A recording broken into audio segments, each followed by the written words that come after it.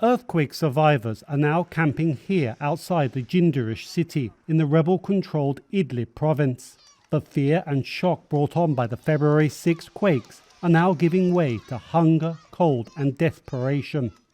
Suhail al-Hussein Mohammed and her family have nothing after their house in Jindirish was destroyed.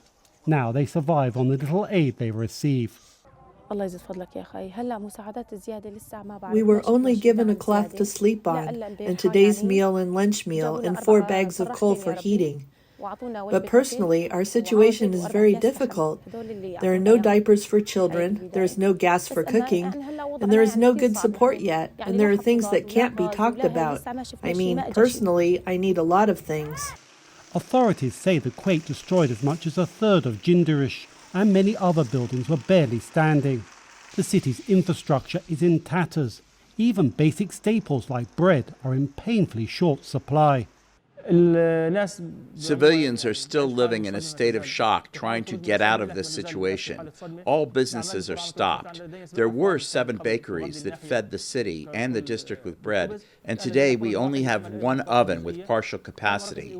Even the water and sewage networks are not in service. This will certainly lead to an increase in diseases, and we need more medical care. International aid is arriving to meet the growing humanitarian crisis. Those efforts are assisted by the United Nations Security Council, allowing for 3 months the opening of 2 extra border gates with Turkey. But aid groups warn 3 months are not enough. We cannot support people in early recovery within this short time. So we really squeezed. We have very small window to work.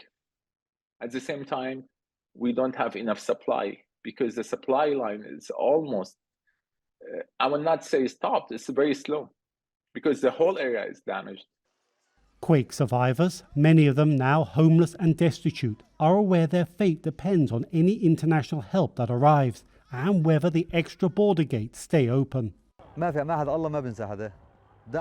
The situation is more than tragic at the moment, and if the support stops, the situation will be more than catastrophic, especially in these circumstances. I ask the whole world to be more humane to the Syrian people, especially since we are going through such difficult circumstances. International aid groups and the United Nations are rushing aid into the Syrian rebel-controlled region, aware they're in a race against time as hunger and disease threaten those who survive the deadly quakes. Doreen Jones for VOA News, Istanbul.